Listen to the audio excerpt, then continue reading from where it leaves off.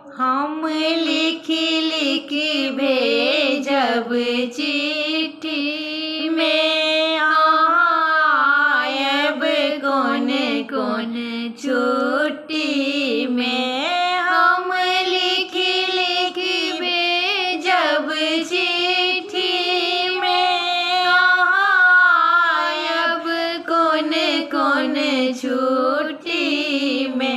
धनी किया लिखई चिट्ठी में हम आयब गर्मी छुट्टी में। धनी किया लिखई चिट्ठी में हम आयब गर्मी छुट्टी में।